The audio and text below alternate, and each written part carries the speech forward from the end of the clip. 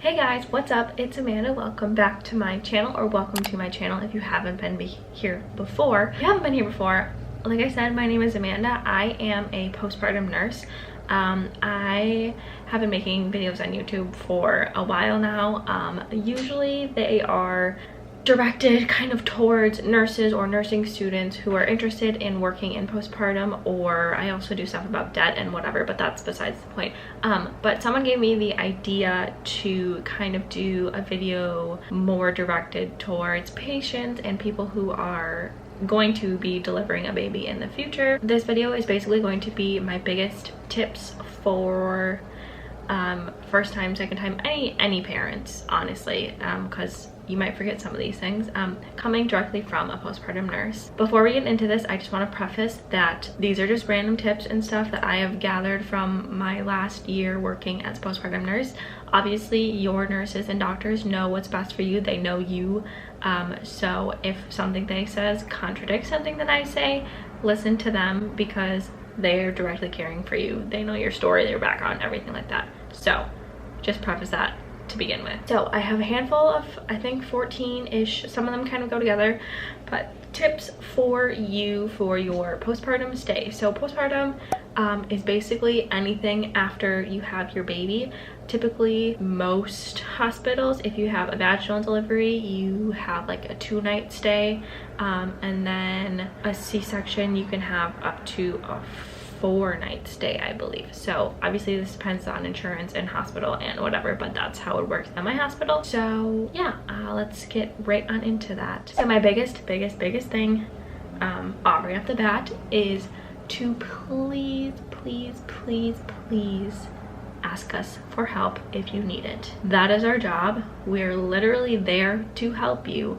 We are there to support you in whatever you need, so do not be afraid to ask for help if you need it. We don't expect you to be Superwoman or Superman or a superhero in general after you deliver a baby. It's tough work delivering a baby, and then you have to like start taking care of them. So please don't hesitate to ask for help. Second, kind of rolling off of that, is I like to think of your room, your hospital room, postpartum in general, as a judgment-free zone. So along with that, there are no stupid questions. Ask as many questions as you can. We don't want to save all those questions for discharge, because that can be pretty daunting and a lot more information all at once. So kind of making sure we're answering your questions throughout your stay and not everything at the end.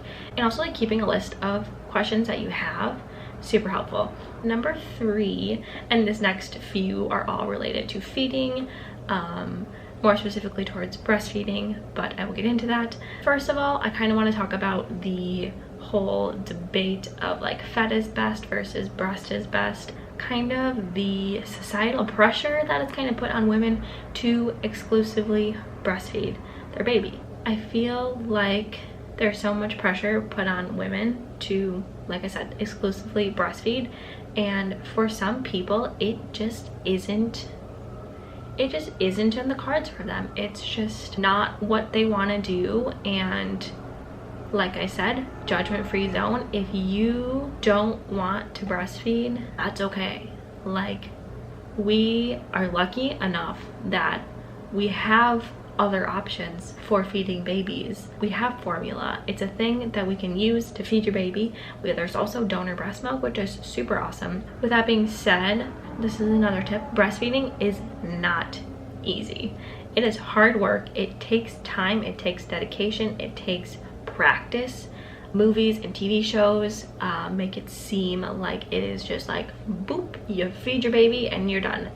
That's not the case. It is hard work. For a handful of people, breastfeeding is very natural, and they are able to do it and latch baby and get a good latch and it not be painful and don't get sore and everything like that, and their milk comes in right away. And for some people it is picture perfect, but for a majority of people it's not. Don't hold yourself to those expectations that you're going to be the best breastfeeder right off the bat, because it's probably not going to happen. And again, that's why we're there. We are there to help you, to support you, to educate you on different positions, and making sure we're latching baby correctly, and making sure we are minimizing the amount of pain that you have with breastfeeding, and soreness, minimizing soreness, and breastfeeding is not easy. So kind of keep that in your mind when you go in. Next tip, kind of before you come in, try at least to have a somewhat of an idea of your home feeding plan.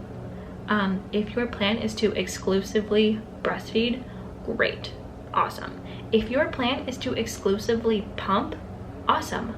Let us know that though, so that we can get you started pumping right away. Like, let us know that so we can give you all the education and tips and everything about exclusively pumping, because it's definitely different than exclusively breastfeeding. If your plan is to breastfeed during the day and then pump at night, or breastfeed during the day and formula feed at night, if you have like a mixture of everything, let us know so we can give you the education on those other feeding types, because there's definitely education that comes along with the various types of feeding.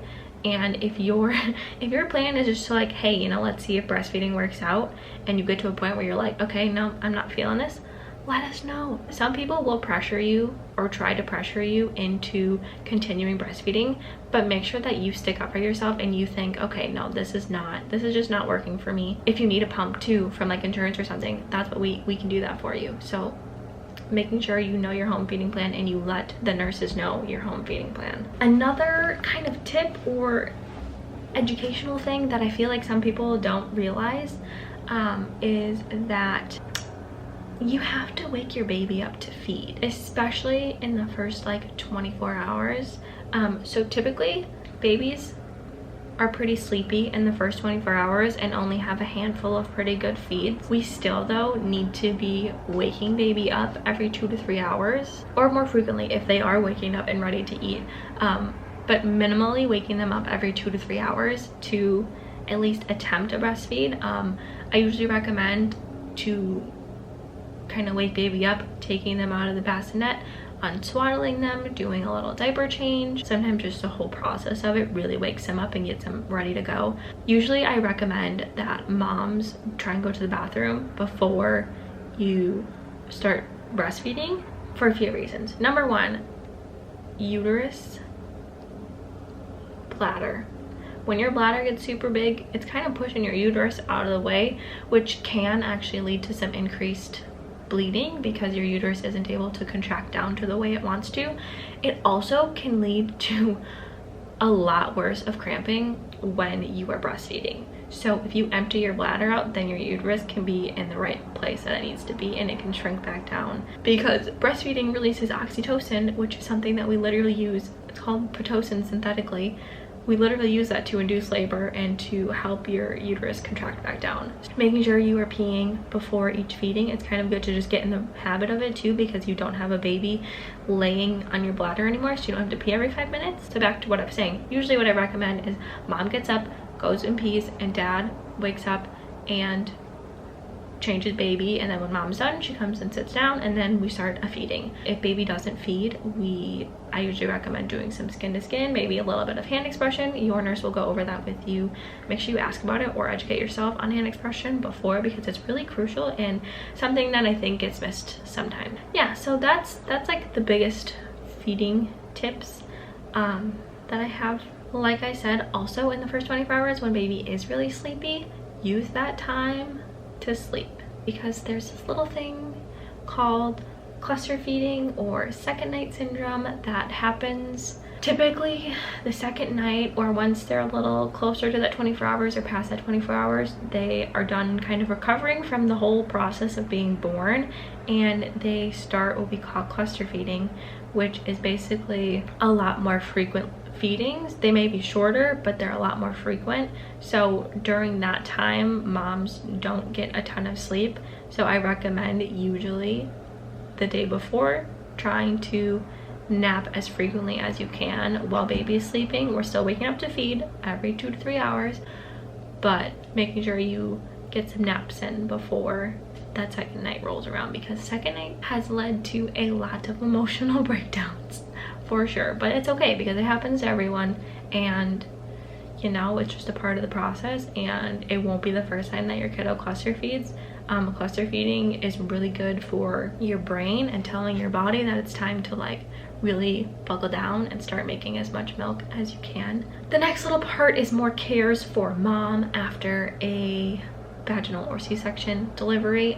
So vaginally first, one thing that's really important is taking care of your bottom. I would say like 95% of the time you have some tearing that goes on with vaginal delivery. There's different degrees to the tearing. I'm not going to go into detail with that here because that could be literally its own video. But I'm sure there's videos online about tearing and all that fun stuff. Most people tear, totally normal. But it's really important that we take care of your bottom and try to minimize the swelling. So typically everyone gets ibuprofen scheduled every 6 hours. That really helps with the pain and the swelling. I also recommend ice packs for your bottom. My hospital has ice packs that you can put directly on your bottom. I know sometimes people bring their own. We also usually have, some places do dermaplast. We do not do dermaplast. We have like basically it's lidocaine ointment that you put on your pad.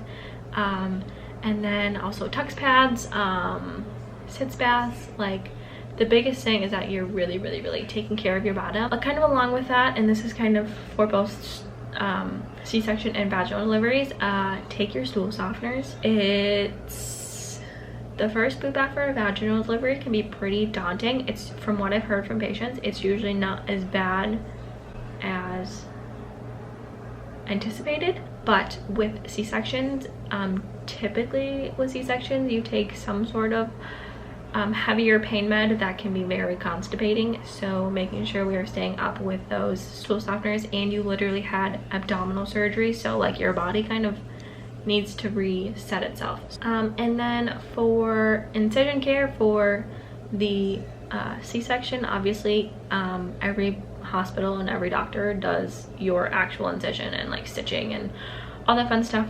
My biggest advice for C-section mamas is take it easy. Like, you literally had major abdominal surgery, so don't do too much, don't overwork yourself. Make sure you ask for help from your partner. And then I really recommend ice packs on your incision. I feel like sometimes that gets forgotten about, but it really can just take the edge off the pain, so don't forget to ask for ice packs. These last few tips are just kind of some random things that I have. First is that it's okay to not have visitors, especially in the first 24 hours. And I mean, honestly, most of the time, like, you can have a visitor for like a little bit, but like COVID has been so nice not having visitors because it really allows you to have the chance to bond with your new baby and your significant other or the other parent of the baby, and really focus on breastfeeding if that's your goal, and feeding in general, and just relaxing and taking time to recuperate because you just gave birth.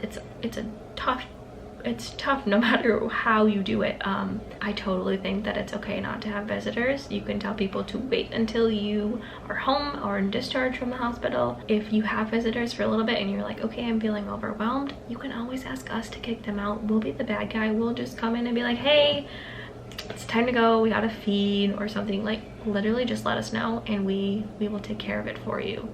We'll be the bad guy. Another kind of tip, this kind of goes along with the cluster feeding and trying to get as much sleep as you can, is I like to say teamwork makes the dream work. So sometimes babies literally hate being in their bassinets.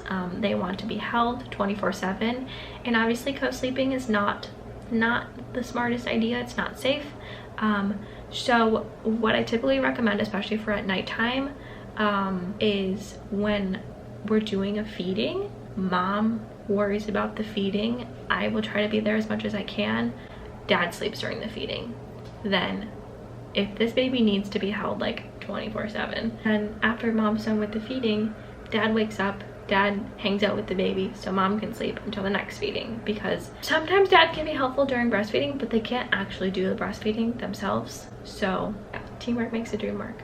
To wrap it all up, I just kind of want to say that everyone's postpartum experience is different, and really try not to compare yourself to others. There's already so much pressure on you. You just gave birth, you are exhausted. Your postpartum experience is going to be different than your friends or your sisters or your moms or whatever, so kind of keep that in mind.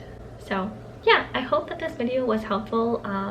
If you are currently pregnant and you're watching this, comment below when your due date is. I'm really curious to know if we're gonna have a little baby boom in March. And yeah, thank you guys so much for watching. Next week's video is going to be my October budget, and I'm really excited for it. Yeah, thank you guys so much for watching, and I'll see you guys next time. Bye!